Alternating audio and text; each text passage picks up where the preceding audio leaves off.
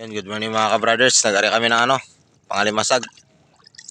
Ngayon lang namin pinanda, umaga, kahapon namin narya. Yan yung kuha namin, oh. Yan, pangalimasag. Sari-sari, merong mga dawat, limasag, isda. Oh. Malalaki mga ka-brothers ang kuha namin. Yan. Yan, oh, blue crabs.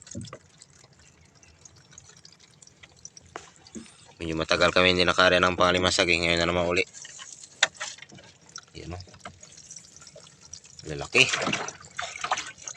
Malalaki siya, matataba. Yan. Kahapon inarya, tapos ngayon siya pinandaw. Hindi ko na nakuna ng video kasi cellphone lang ang gamit ko. Yan. Siguro tansya ko dito mga sa 2 kilo. Yan. Pauwi na kami. Yan lang, tabi lang, oh. Tabi lang kami ng area. Ayun yung Honda Bay. Yan, pasikat pa lang yung araw. Yan, oh. Yun ang araw. Yan.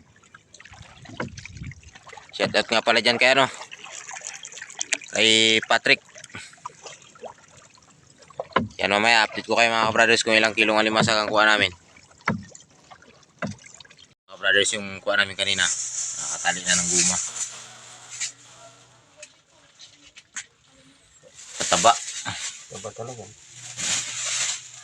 Ito, may kuha pa kaming bigong, oh. Itong masarap iyawin.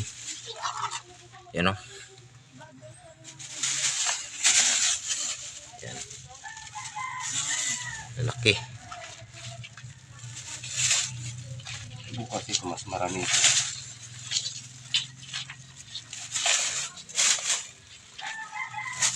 Ito mga ka-brothers, so kaya tinatalian siya ng guma para hindi sila magkagatan, para hindi ma-reject.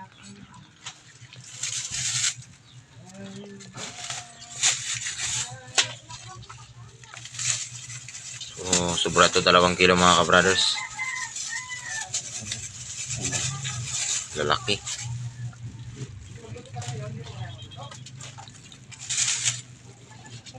Isang plastic. Ano yung plastic? Yung bigong, sarap iyawin. So yun lang mga ka-brothers, salamat.